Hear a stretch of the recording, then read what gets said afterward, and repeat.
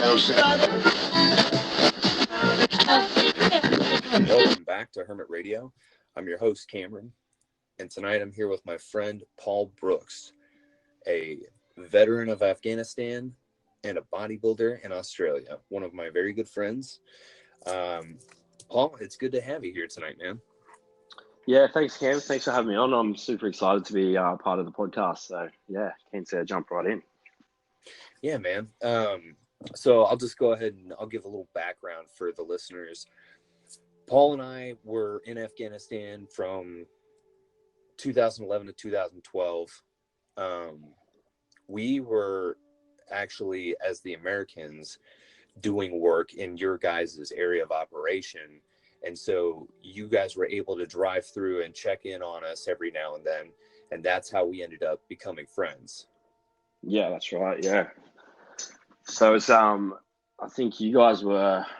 So we were at a patrol base down at Hadrian, but we did a lot of work up where your patrol base was, up at Sarab and stuff, and then we ended up punching up from Sarab to Tinsley, or FOB Cobra, it used to be called, as you would know. So yeah, it was cool to sort of drive by and stop in every now and then and get all your food and have you guys cook us up food and stuff like that, because our rat packs, as you know, kind of suck compared to American rats. So yeah. Excellent. Yeah, man. It was really cool getting to work with you guys, man. I really enjoyed meeting all you guys. Oh, you guys were so funny. You guys killed me when you guys were there. Every time they'd come out, they would cook us steak and eggs just because of their hospitality. Like every time they came over, steak and eggs. We always ate the best when you guys came through. Well, I thought it was the other way around, mate. I thought we sort of ate the best when we came through and saw you guys. So, and it was it was kind of cool too where you guys were, because you know, a lot of our work was patrolling from the vehicles and stuff. Being able to drop in and see you guys and that gym that you guys had was a lifesaver. Yeah, I bet. It was awesome. So yeah, it was good. It was really good. So basically, the reason I asked you to come on the show tonight is because you've kind of turned into a big face for bodybuilding in Australia. I mean, you have a pretty big social media following and you've been doing really good in your competitions. Yeah, it's kind of, you know, people sort of say, you know, like I've got a decent sort of social media following and all that sort of stuff. And it's really humbling, I guess, because I'm just like, oh, you know, yeah, I guess so. But I'm definitely nothing special. For me, you know, when I left the army, and obviously whilst I was in the army, fitness was a big thing. So it was kind of a natural progression for me when I got out to get into the fitness industry and bodybuilding and all that sort of stuff. So yeah, and it's just sort of taken off for me, and it's given me a lot of awesome opportunities. So yeah, it's really good. It's crazy. I remember when you got out of the army, and I remember when you first started, and I mean, you just blew up. It was crazy, you know, literally and metaphorically. I mean, it was absolutely insane to see your transition and see how you developed as a person afterwards. You know, in my previous episodes, I've talked a little bit about some of the struggles I had, like when I got out. Not everybody gets out of the military and gets back up on their 2 feet. You know what I mean? Nah, definitely not. As I said, you know, I think it's just one of those things. Some people, you know, transition really, really well, and others unfortunately don't. So I think even my transition out of the army, regardless of sort of what you see on social media, was far from ideal. But I think the key for veterans getting out and sort of transitioning out is to really have a plan and something to focus on and work forward to when you get out. Otherwise, you know, it can be very, very tricky to try and figure out who you are as a person. So for Yeah. me, like I did 10 years, I joined the army when I was 19 years of age. I did 2 deployments. So I deployed to East Timor in 2010, and then Afghanistan with you in 2011, 2012. And then I got medically discharged, and I had to, or still am, trying to sort of figure out, who I am now, because the army was such a massive part of my life, as you would know. So Yeah, man. And I'm right there with you. That was one of the biggest things that I struggled with, was figuring out, like, what do I do now? Like, I was really happy to be getting out because I was really over it. I just had enough. And when I got out, I was like, oh man, I'm free. I can do whatever I want now, you know? And then I still kept thinking to myself, like, okay, that's great, but what are you really going to do?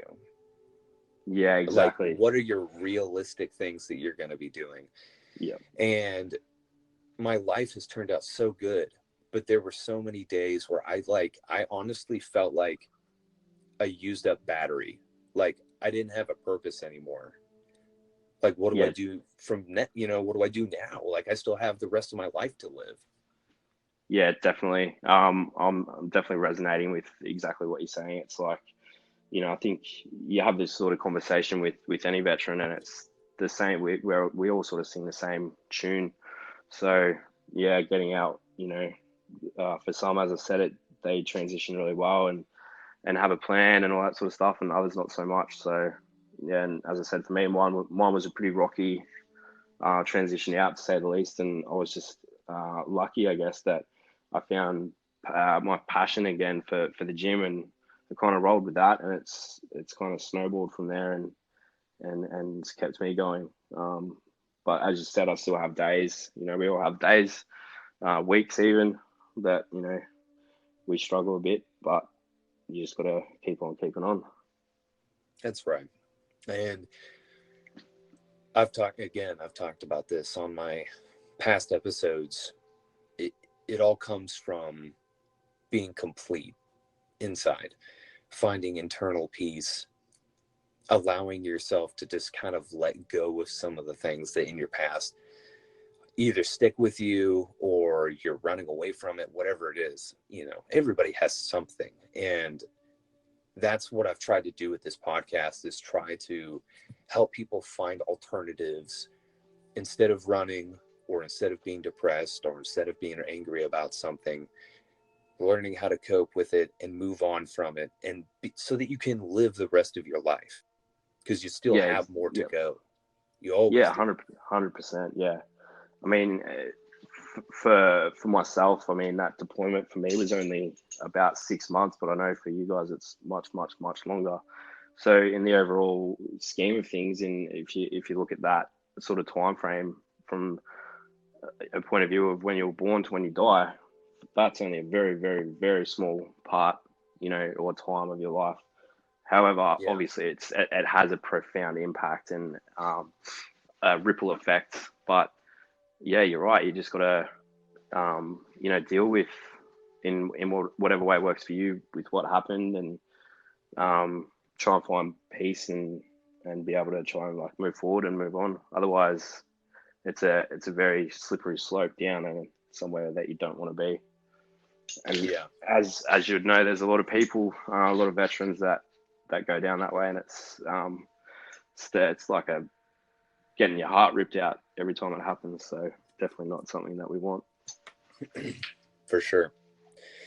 I mean, um, the saddest thing I think of is that I know guys, when I moved on, I went to another post, I went to another unit, but I heard about people in my old unit that I like been deployed with that were getting kicked out for like heroin, like drug use and alcoholism. And that hurts, like those dudes were still they were still serving. And then you find out that something like that happens. You got to think like, man, what was really going on in their head? Because most people don't really talk about what they're really feeling, and they don't really wear a vulnerable face, especially not in the military. Everybody tries to hide it. Yeah, definitely. I think that's a big thing. Like we were able to shut off emotionally from everything and what happened and what what we went through, and then put this fake kind of facade up. So from the outside looking in, we might have a smile on our face, or everything looks from the outside looking in looks okay, but what's actually going on is completely different. So Definitely. yeah, it's really tough. And as you said, it sucks. It really sucks. Like when they're friends or mates that you deployed with, and it's the same old story. Like it's just like, why didn't you call me, or why didn't you talk to someone? And hopefully, there's a lot of information and a lot of stuff out there now about mental health and how much of an impact that's having. So hopefully, as time continues to go by, we can kind of manage that situation a lot better.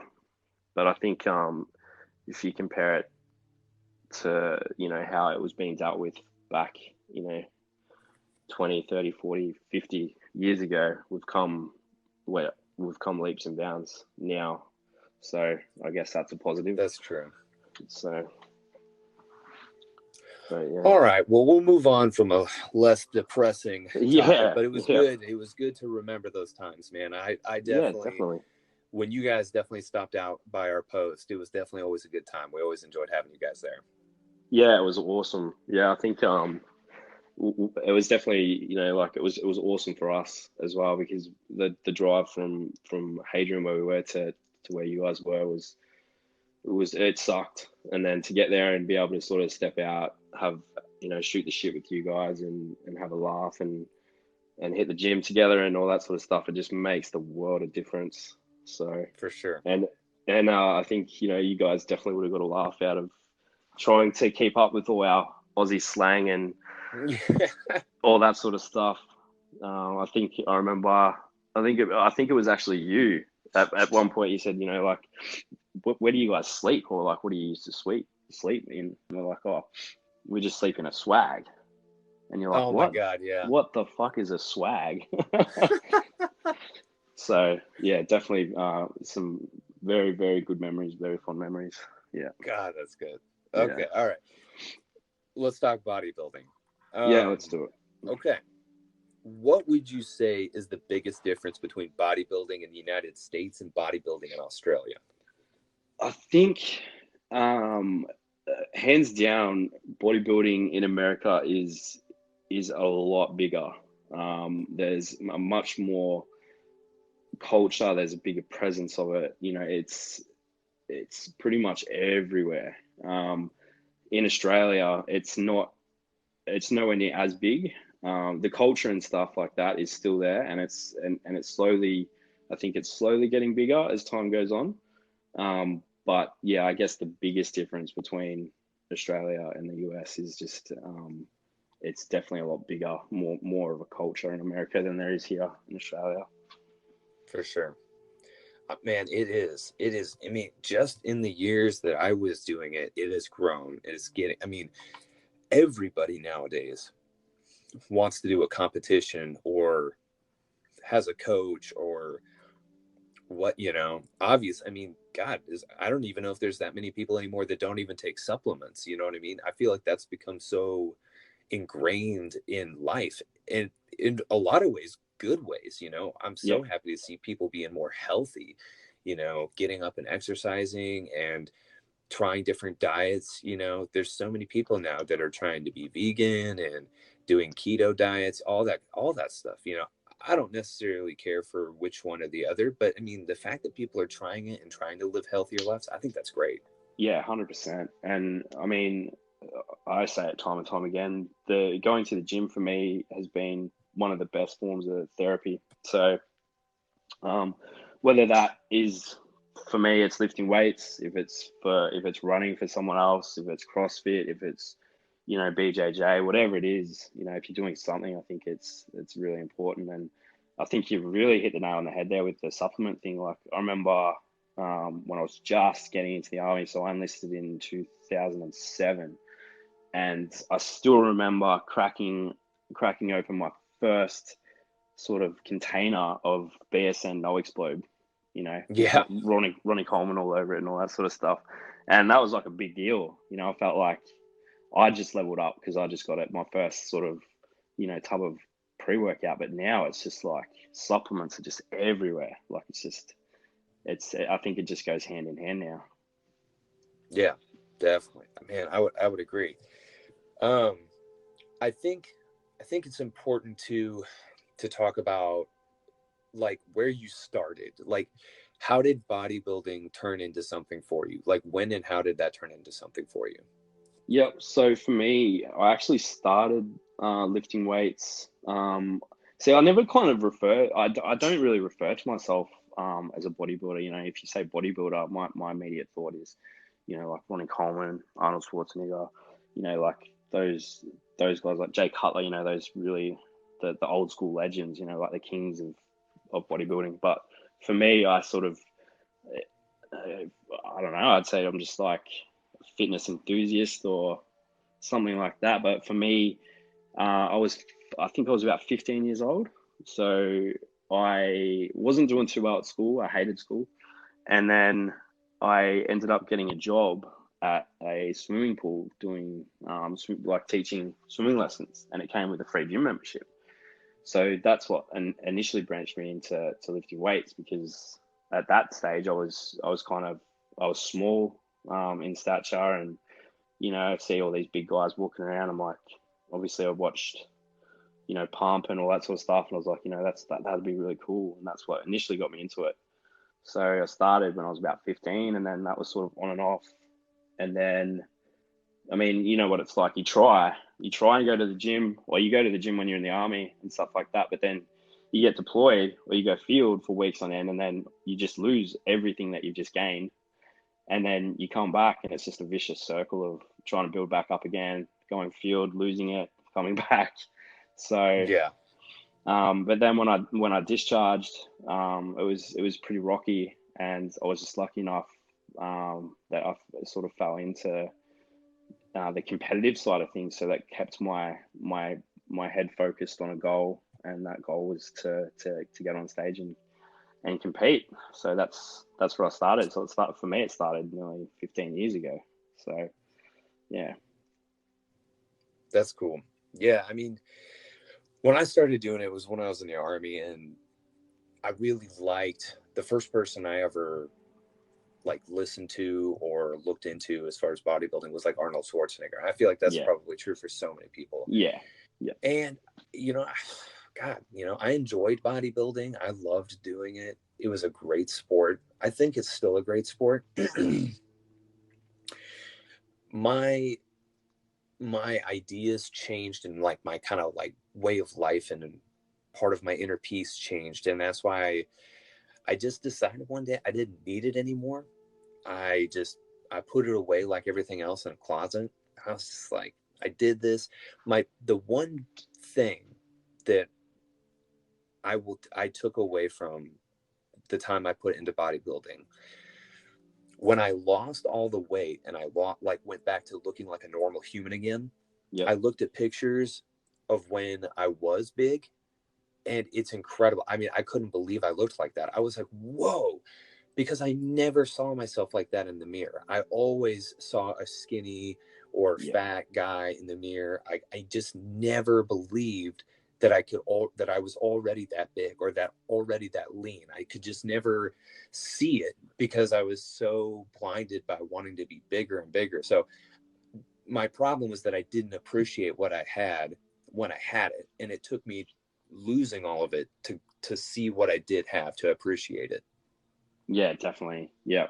I think for me, reflection has been a big part of that for me. Like, you know, you've just got to, like you said, sort of be at peace that, it's taxing to get jacked and to get shredded and stuff like that. And you can't, well, I think it's not really healthy to maintain, depending on sort of how jacked and how shredded you are. Like, I don't think it's healthy to maintain that for a long period of time. So there's going to be times in the off season where you're going to put on a bit of, put a bit more extra fat and stuff like that. And you're just going to be like, well, you know what, that's okay.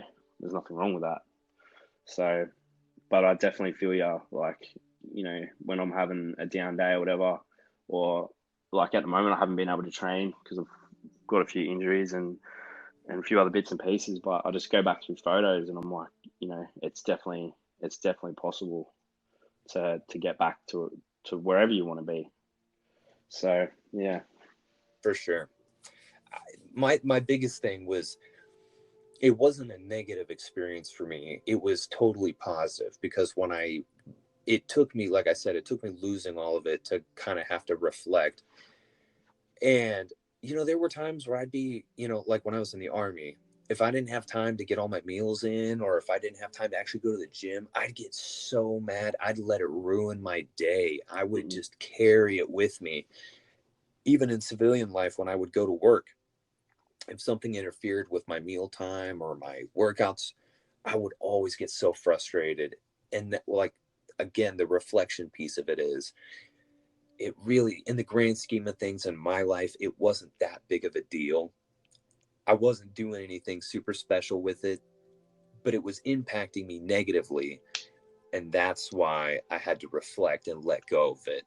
But it was such a good experience to have it, because bodybuilding taught me discipline. It taught me how to stay on a meal plan. It taught me how to lift weights, you know, even when I didn't want to, even when I was tired.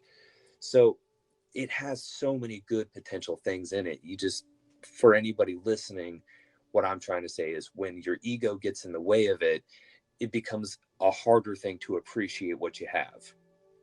Yeah, definitely. And like you said, you know, for a lot of people, it can completely consume your whole day, your whole week. You know, it may at times feel like it's consuming your whole life. So it's important to try and, you know, take a step back and, you know, just try and like weigh up the pros and cons, and like you said, like have a look at it and go, well, if I miss this meal, is it really going to have a massive impact at the end of the day? Especially if if you're just doing it recreationally, and you're not doing it to get a pro card or something like that, then it's got to really be about finding a healthy balance between life and, you know, going to the gym. Because going to the gym and eating and all that sort of stuff, you should be enjoying it.